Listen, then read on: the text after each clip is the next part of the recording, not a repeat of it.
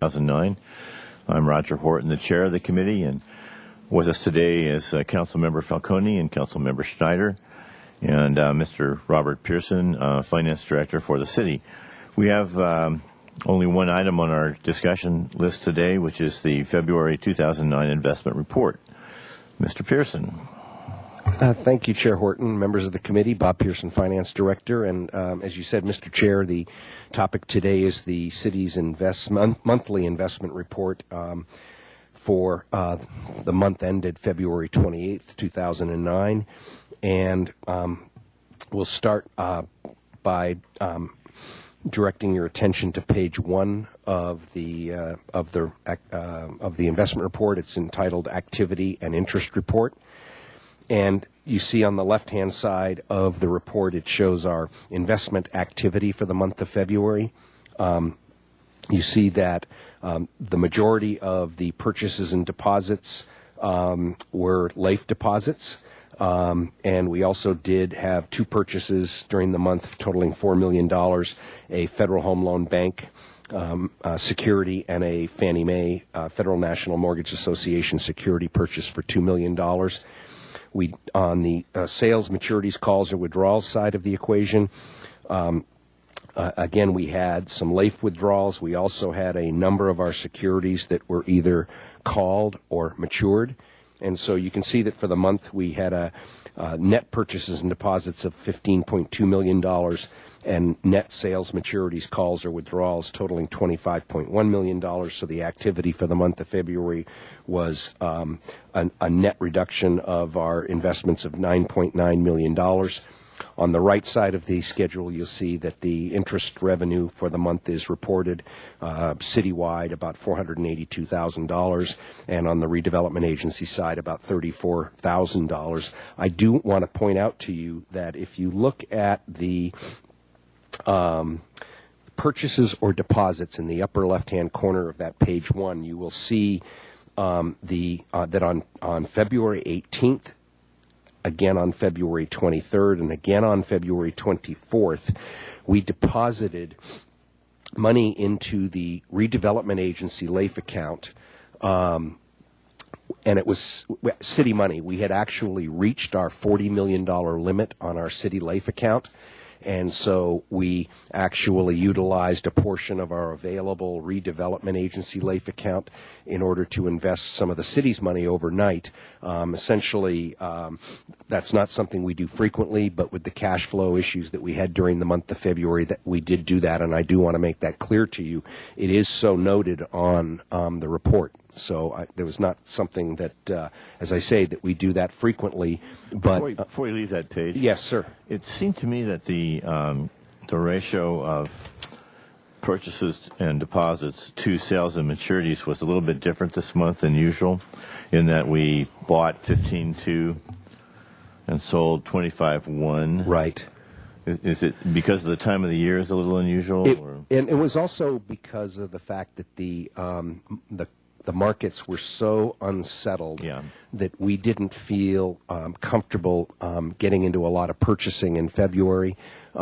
We have, since the beginning of March, purchased quite a few securities, and that allowed us in March, which you'll see with the March report, then to draw down the city's money out of the RDA LAIF and to put it into securities. But it was just that the market didn't feel comfortable to us during the month of February. Right, that's perfectly reasonable. It'll flip a little bit in March. Exactly. Okay, great. And then I do want to point out on page 2 of the report, which is the summary of cash and investments. And as always, you'll see that the top half of the page presents a snapshot of our cash and investments as of January 31, the prior month. And you can see then at the bottom half of the page that you have the same snapshot a month later at the end of the reporting period currently before you, February 28th. And you can see that that totaled $164 million, plus the money in our bank account, $167, almost $168 million. And that leads me to a related subject, which I would like to take just a few minutes of the committee's time to go over. And I'm going to hand you these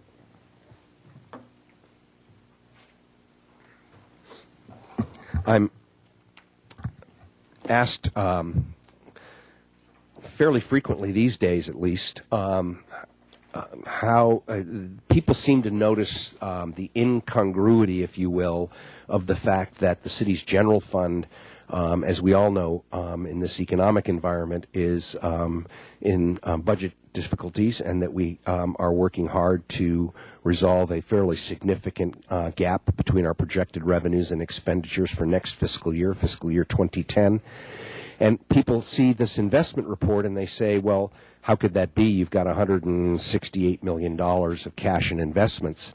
And so, how could we have a budget problem if we have $168 million of cash and investments? And what I have handed out to you is actually a listing on a fund-by-fund basis and grouped by our fund types, which general fund, special revenue funds, enterprise funds, internal service fund, bond loan funds, and other funds, which shows the cash balances as of February 28th by fund.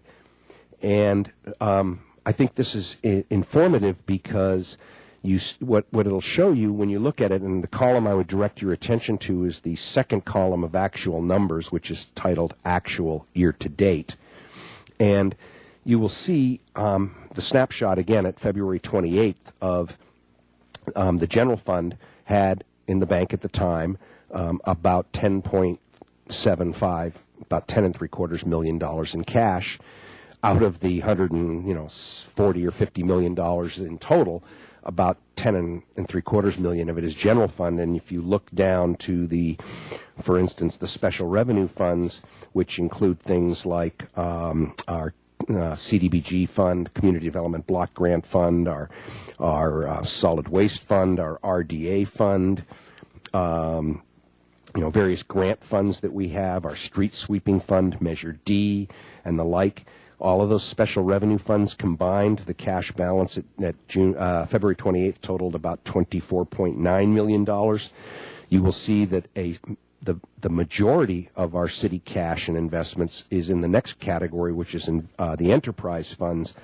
Collectively, that's the water, wastewater, downtown parking, the golf fund, the airport fund, the waterfront fund. Collectively, those funds have about $85.5 million in the city's cash and investment pool.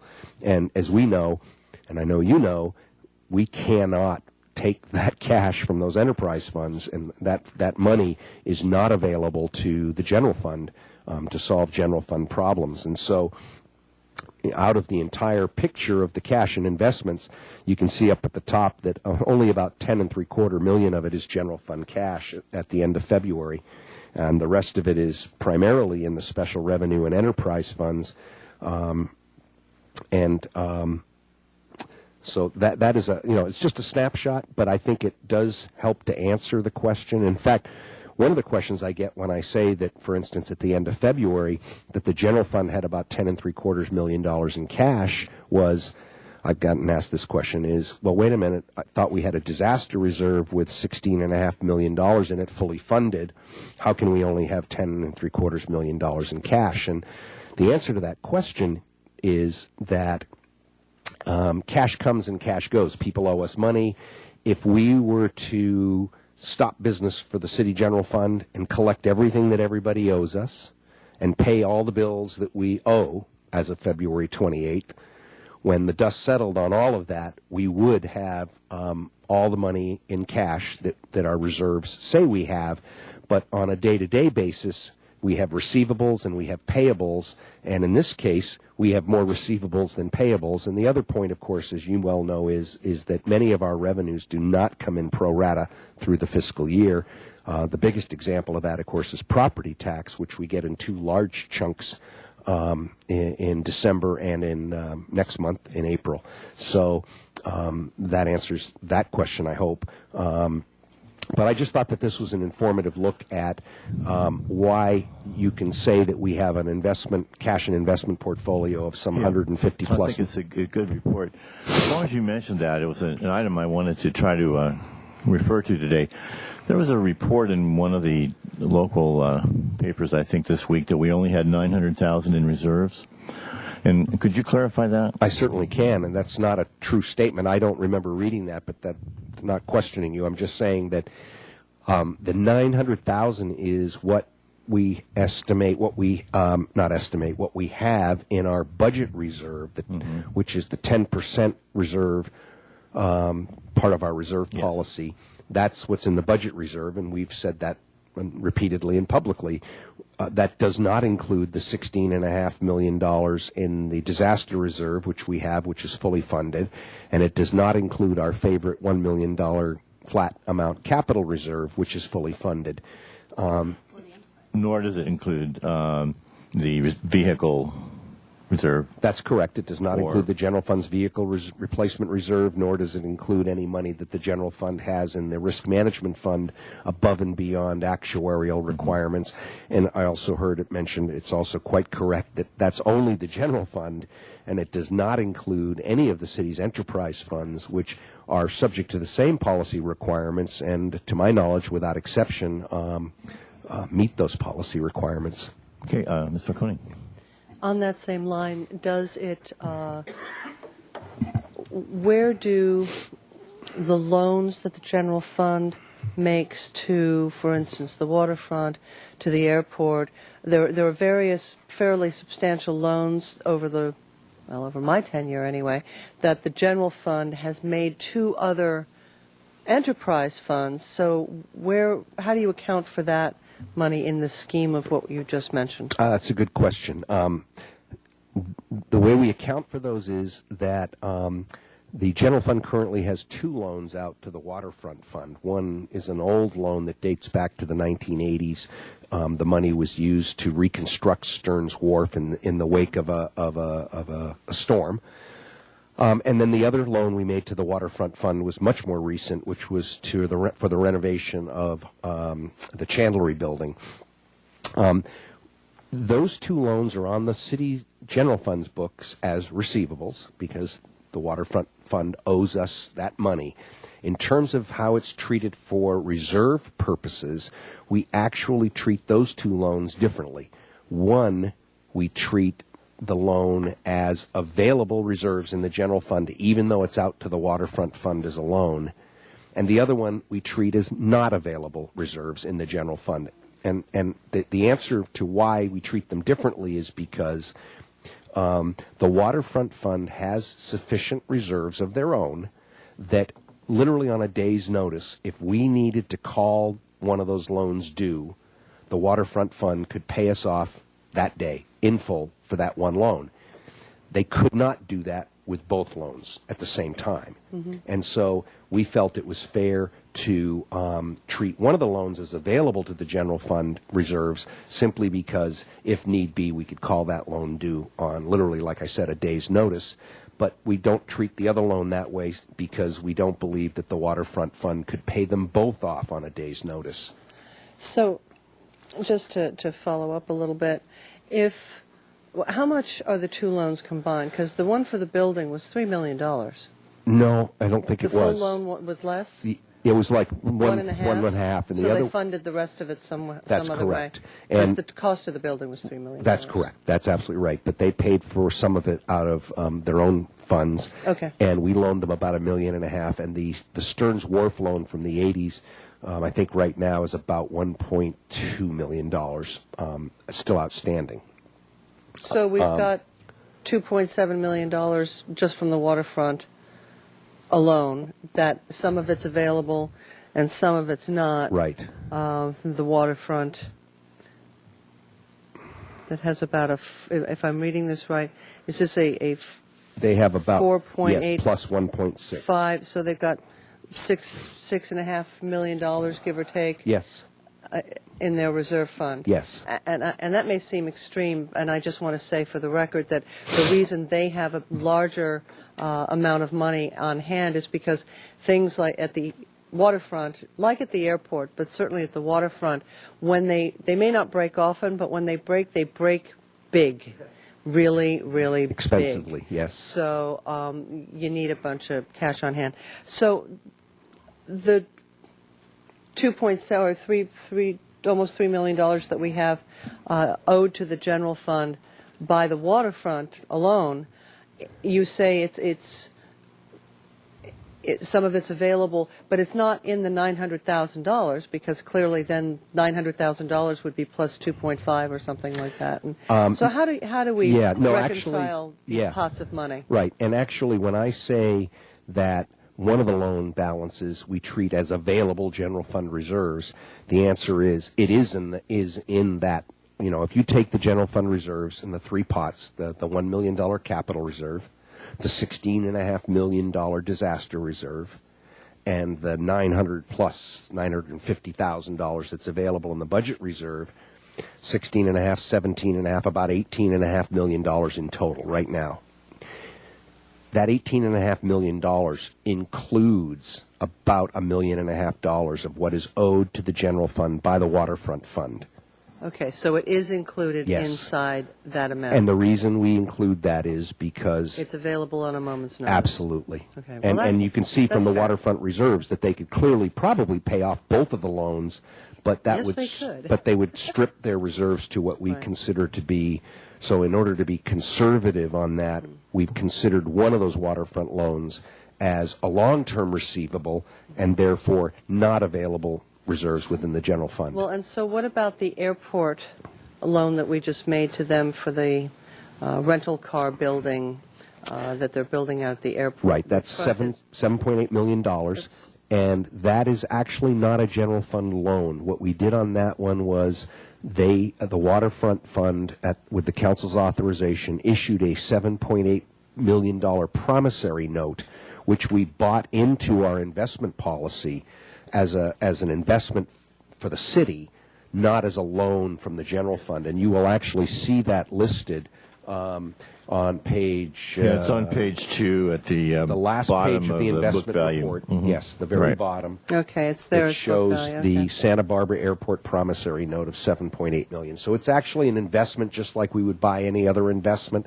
and it's not a loan from the general fund. Okay, all right, because when we did the building at the waterfront, they also paid us interest, and that, you know, Oh, they are it paying. looks the same, but the fact that you're booking them differently, That's correct. is, I think, necessary for people to understand. 'Cause Yeah, I agree. And the fact so is, this money's not coming back into the general fund. The 6.5 in interest is being accrued to the general fund. right.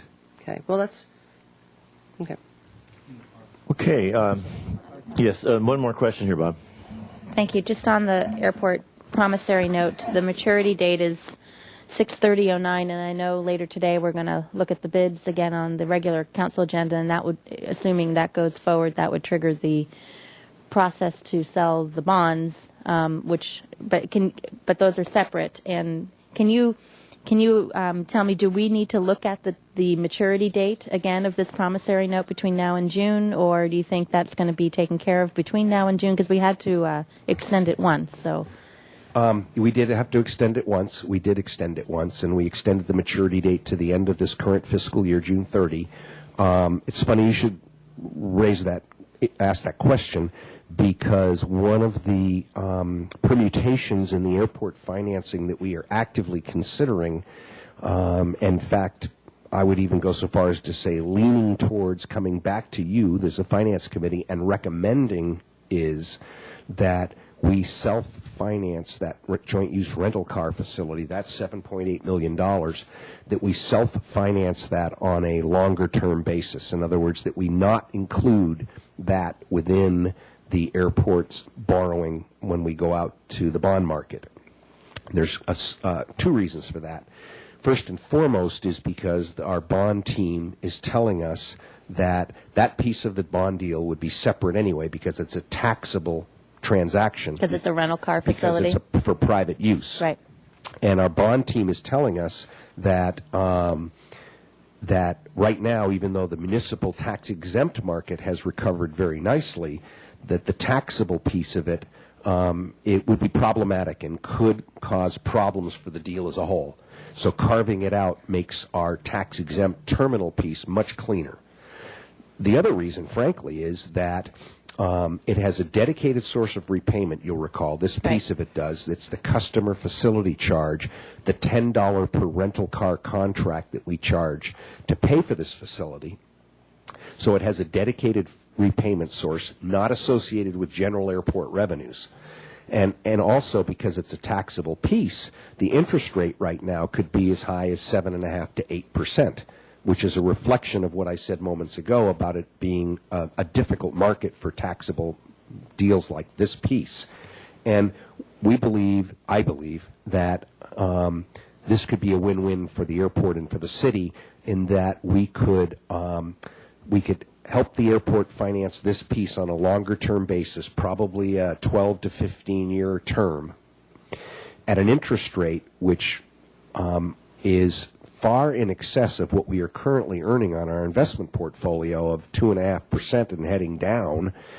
But And- still less than what you could And do in still the less. open So if bond we, market. for instance, if the market for a taxable bond right now like this is 7.5%, let's just say, we could loan it to the airport at 6.75% or 7%, save them a considerable amount of money over the life of the borrowing, and still earn for the city's investment portfolio a rate of return while competitive with the market, given that kind of a loan, is far in excess of what it's 3 to 4 times higher than what we could earn on our investments. And we, because we control their finances, because we know what these CFC collections are, and because it's a dedicated source of repayment, we feel that it would be a very secure way to go and a win-win for both the airport and in these difficult budget times for the city as well. So that's something that we need to bring back to you in the first meeting in April if we decide to do that. Okay. And we would That was ask- my next question. It obviously coming back soon before June 30th, but Correct. the first week in April. Yes. Okay. Well, with that, I'll make a motion to move this to the council Mr. agenda. Chair? Consent. I wanted to just add one clarification on this list, because there's a tendency sometimes to call these reserves, and this list is not reserves. This is the list of available cash in these various funds. Mm-hmm. And in many cases, we may have, for example, a contract for construction work, like in the streets fund, that's been issued and encumbered, but the cash still shows here, so we don't take it out when it's encumbered. Likewise, for example, in the self-insurance fund, we book, when, for example, if an employee is injured, we set aside reserves for the workers' comp claim, and the cash reserves are here, but we've already booked that as a liability. So it's important to not use the term reserves. This is really available cash, and as Bob said, in the general fund, the actual available cash is less than what we would say are the available reserves, because the cash is going up and down. But in a lot of other cases, it's just the opposite. We have let construction contracts, especially in these capital funds or in the insurance fund. We have a lot of liabilities that we've booked this against. For the vehicle replacement, we've got orders for vehicles out that we've contracted to buy, and you'd have to take that out of here to call these reserves. Right. Well said, Jim. Bob, I just had one other question for you on page 3 before Ms. Schneider makes her motion. On page 3 in the comment section there, some of these issues are callable, as we've talked about before. Yes. Is there a strategic reason that you have a certain number that are callable and some are not? Does it relate to the strike date when you have a better rate, or how can you clarify that? Well, yeah, I could make 2 comments on callables. One is that the reason in general we buy callables is because they are callable, and because that is a benefit to the issuer, because they can call them when they want within certain parameters. You get a higher rate of return than you would on what's called a bullet, which is a non-callable. So that's why, in general, we buy callables. Now, yes, you're absolutely right to say that there are certain parameters within which we stay. We try to limit. We don't try. We do limit our the percent of our portfolio that we invest in callables to no more than 25, maybe 27, 28%. And the reason for that is when do callables get called? When interest rates go down. And what happens when that happens is that you're then left to reinvest the money in a low interest rate environment. And so to have your entire portfolio in callables, which at times is tempting because you're getting a better yield, but then it collapses on you if interest rates go down, because they all get called and all of a sudden you're left with all this cash to reinvest in a low interest rate environment. So while callables are a very valid and excellent piece of our portfolio, we do limit them to about 25%. You're getting a better yield because the risk is higher. Exactly. That's The the way it risk works. that it's called. Yes. Yes. To us. Right, Okay, not now- the credit risk. No, no, no, Yeah, no, no, no. right. Okay, now I'll move this to the council consent agenda. Send it. Second. All those in favor say aye. Aye. Motion carries. Thank you. Thank you, Mr. Pearson, Mr. Armstrong.